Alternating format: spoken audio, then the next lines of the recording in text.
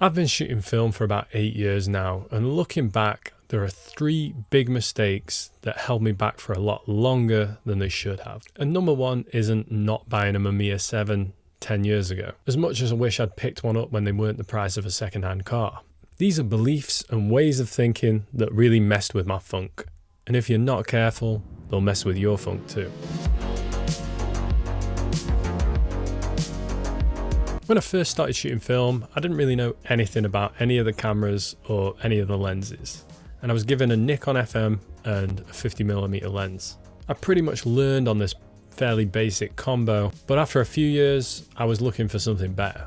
After a while, I tried the Contax G1 and the Pentax 6.7 and the RB 6.7, all amazing cameras with some of the best lenses available. But I always felt like there was something that wasn't quite right. After all that time, I realized I just wanted to go back to the basic Nikon FM. I'd shot with all these cameras that were much more expensive and technically much better, but I wasn't really seeing much improvement. The reality is, the kind of camera you use and the kind of lens you use can only really change so much. The camera doesn't make a picture for you, you do that. Yes, there are differences with all different kinds of cameras, but if you think that a camera is gonna fix your creativity problems or your skill problems, then you've got another thing coming, brother. Realizing this was a pretty big thing for me. I settled into the camera that was right for me, and I spent more time looking at things like photo books and trying to think more creatively and learn more about how I wanted to shoot. And all of that had a way bigger impact on my photography than finding the best camera. And while that's a big step in the right direction, there are still some really big problems that you gotta look out for. If you ask most people what their favorite thing is about film photography, then most people are gonna say the aesthetic, the texture, the grain, alongside loads of other things that make it really rewarding as well. I think a lot of people still think of it as being more special just because it is film. And well, I was one of those people too. I could take a shit picture of a bin or something like that and I'd be like, well, it's still an alright picture because it's film. And while we can argue about whether a film picture looks better than a digital picture, most of the time it does, the important takeaway point here is that you can't rely on the fact that it's film. You've got to actually take a good picture. Now don't get me wrong, if you enjoy taking film photos for the sake of it and you just love the process and it gets you into a meditative state and it does a lot of good for your mental health or whatever, just do that. Just do what works for you. That's fine. Maybe this isn't for you. But sometimes if you're trying to take better pictures, you've got to sit yourself down and ask yourself, is this a good photo? Or do I just think it's good because it's film? Sometimes it is a good photo and you don't have to, analyze it every time you take a photo.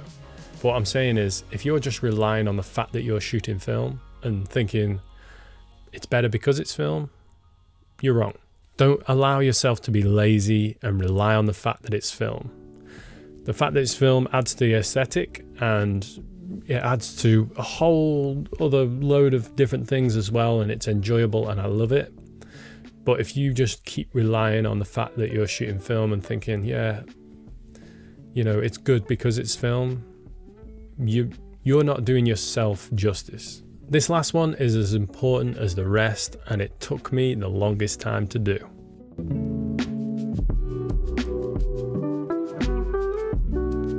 In the past, I would take my photos, take them to a shitty high street lab and get them scanned probably on a little shitty machine, and that would be it. I get my pictures back and I'm like, this is how my pictures look. The highlights were left as they were, the shadows were left as they were, and it was pretty much just how they were scanned. And in that sense, there was kind of not as much character or identity than there should have been. But thankfully, eventually, I started to edit my film photos. Now, for some reason, for some people, that sounds ridiculous. But basically, all film photos in the past were essentially edited in the darkroom. That's one of the main things that happens there. Also, when you get your film developed and scanned at a lab, generally They will all come out slightly differently from every different lab, depending on what scanner they use, and also they are like changing exposures slightly every time they scan them. They all have like their own sort of recipe. So I'm telling you, even if you put your photos in Lightroom and just change your highlights and shadows, you'll be 10 times happier with your pictures. And you'll still feel like they're authentic because you've hardly really changed anything. Now, if you want to go further and add other layers to it and start to feel like you're creating a bit more of an identity in terms of the way you edit, then I think that's a really good thing to do as well. So there you have it. You don't need the best camera in the world. I think you should edit your photos. And I can't even remember what the other one was. Don't rely on the fact that it's film. Anyway, I hope you guys are doing really well. I'm just off the back of getting back from Europe. Drove for 2 days to get home and I've had an amazing time. I'm going to make loads of really good videos once I get through them all. And yeah, I'm also considering releasing videos on Sundays and Wednesdays. So maybe 2 times a week, but we'll see. Thank you very much. Take care.